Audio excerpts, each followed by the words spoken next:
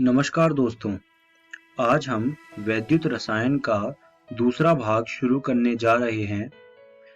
आइए देखते हैं कि आज की इस वीडियो में हम कौन-कौन से विषयों पर बात करने वाले हैं। सबसे पहले हम नस्ट समीकरण के बारे में बात करेंगे। उसके बाद हम साम्य स्थिरांक और गिब्स ऊर्जा के बारे में बात करेंगे और आखिरी में हम चालकता सेल के बारे में बात करेंगे। तो आइए शुरू करते हैं नस्ट समीकरण से। देखिए क्या होता है, ये समीकरण जो है वो इलेक्ट्रोड विभव निकालने के लिए होता है। इसका उपयोग तब किया जाता है जब उपयोग की जाने वाली स्पीशीज की सांद्रता एक इकाई नहीं होती। हमने पिछली वीडियो में जो तरीका देखा था इलेक्ट्रोड विभव निकालने का, वो तब काम आता है जब जो हमारी स्पीशीज होती हैं उनकी सांद्रता एक होती है। लेकिन उन परिस्थितियों में जहां पर स्पीशीज की सांद्रता एक इकाई नहीं होती, उसके लिए हमें नस्ट समीकरण का उपयोग करना पड़ता है। तो ये देखते हैं नस्ट समीकरण क्या होता है। एक अभिक्रिया अभी आपके स्क्रीन पे आई है। Small A capital A plus small B capital B देता है small C capital C plus small D capital D. तो ये एक सामान्य रसायन अभिक्रिया है। इसके लिए अगर मुझे नस्ट समीकरण लिखना है तो वो मैं कुछ इस प्रकार लिखूंगा। अब देख सकते हैं जो मेरा ई सेल होगा वो बराबर होगा ई नॉट सेल के। ये ई नॉट सेल मानक इलेक्ट्रोड विभव है minus 2.303 RT divide NF log C की सांद्रता पावर C, D की सांद्रता पावर D डिवाइड में A की सांद्रता पावर A, B की सांद्रता पावर B। तो ये नस्ट समीकरण होता है। RT और F की वैल्यू जो है वो स्थिरांक होती है, उसे आप यहाँ पर ऐसे ही रख देंगे। आपको सिर्फ यहाँ पर N की संख्या चाहिए और उसके बाद आपको सांद्रता चाहिए CDAVG। तो फिर उसके बाद आप जो ई सेल है वो आसानी से निकाल सकते हैं। जब तापमान 298 केल्विन होगा क्या होता है, यह समीकरण निम्न प्रकार से बदल जाता है। आप देख सकते हैं जो 2.303 है उसको हमने मल्टीप्लाई कर दिया RT और NF की जो भी वैल्यू होगी उससे, तो उससे जो ऊपर आती है वैल्यू वो होती है 0.059 डिवाइड में N। तो इससे अब क्या होगा, आपको सिर्फ N की वैल्यू चाहिए। यहाँ पे आपको N की वैल्यू रखनी है और आपको ई सेल की वैल्यू मिल जाएगी। तो ये नस्ट समीकरण होता है। ये बहुत ही महत्वपूर्ण चीज है, तो आप इसको पढ़ लीजिएगा और इस पर कुछ प्रश्न भी हल कर लीजिएगा। और अभी आप इस समीकरण को अपनी कॉपियों में लिख लीजिए। आइए अब बात करते हैं साम्य स्थिरांक की।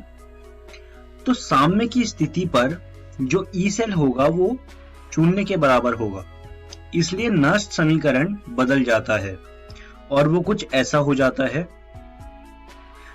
ई नॉट सेल बराबर 2.303 RT upon NF log K। आपको RT, NF और ई नॉट सेल की वैल्यू यहाँ पर पता होनी चाहिए। अगर आपको ये सारी वैल्यूज पता होंगी तो आसानी से आप K की वैल्यू निकाल लेंगे जो कि साम्य स्थिरांक है। तो इस तरह से हम नस्ट समीकरण से जो साम्य स्थिरांक है उसकी वैल्यू भी निकाल लेते हैं। उसके बाद बात करते हैं गिब्स ऊर्जा की। तो नस्ट समीकरण से हम गिब्स ऊर्जा भी निकाल लेते हैं। गिब्स ऊर्जा और ई नॉट सेल के बीच निम्न संबंध है, डेल्टा जी नॉट बराबर माइनस NF ई नॉट। हम अगर ई नॉट की अगर वैल्यू रखेंगे तो वो कुछ ऐसा बन जाएगा। यहां से डेल्टा जी नॉट बराबर माइनस 2.303 RT log K। यहाँ पर आपको K की वैल्यू और तापमान की वैल्यू पता होनी चाहिए उससे आप डेल्टा जी, जो कि हमारी गिब्स ऊर्जा होती है, उसकी वैल्यू निकाल लेंगे। अब बात करते हैं चालकता और प्रतिरोधकता की।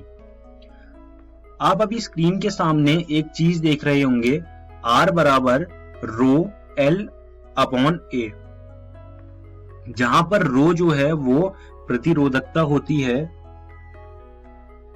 अगर हम इस समीकरण को उल्टा कर दें तो ये कुछ ऐसा बन जाएगा, G बराबर कप्पा A अपॉन L।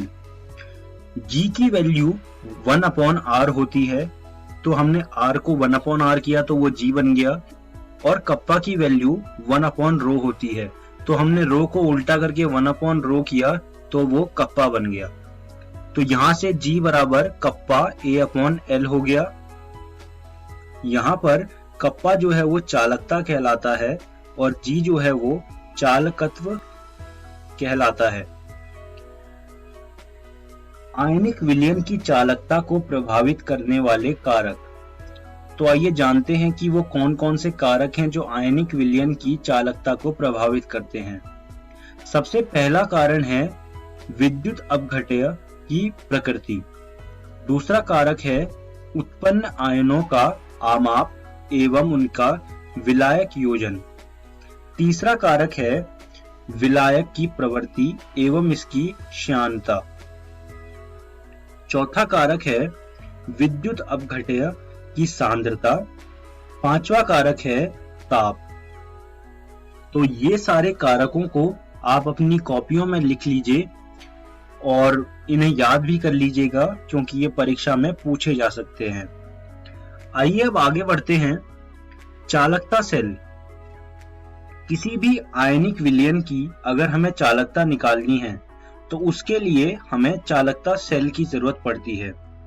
चालकता सेल में आप देख सकते हैं बीच में एक ट्यूब होती है जिसके अंदर हम आयनिक विलयन भरते हैं, और ट्यूब के आखिरी में हमें 2 प्लेटिनीकृत प्लेटिनम इलेक्ट्रोड मिलते हैं और उनको हम तारों से जोड़ देते हैं। आयनिक विलयन की चालकता को मापने के लिए इसका इस्तेमाल किया जाता है। R बराबर रो L अपॉन A बराबर L अपॉन कप्पा A। हम इस समीकरण का इस्तेमाल करते हैं चालकता सेल में हम इस समीकरण का इस्तेमाल करते हैं। हमें आखिरी में कप्पा की वैल्यू निकालनी है, तो अब हम देखेंगे कि हम कप्पा की वैल्यू कैसे निकालते हैं। होता क्या है, L अपॉन A जो है वो बदलेगा नहीं, तो हम उसे G स्टार कहते हैं। तो अगर हमने L अपॉन A को G स्टार कहा तो इससे R बराबर G स्टार अपॉन कप्पा हो जाएगा। उसके बाद हम R को 1/G लिख सकते हैं, तो 1/G बराबर G स्टार अपॉन कप्पा। तो इससे हमारे पास G स्टार बराबर कप्पा आ जाएगा। अब हम G कैसे निकालेंगे? तो G निकालने का तरीका है, हम चालकता सेल को एक व्हीटस्टोन ब्रिज में लगा देंगे। व्हीटस्टोन ब्रिज को आप अपने भौतिकी में पढ़ेंगे, तो अभी मैं उसके बारे में यहाँ बात नहीं करता। तो अगर आप व्हीटस्टोन ब्रिज में अपना चालकता सेल लगाएंगे तो उससे क्या है, आप वहां से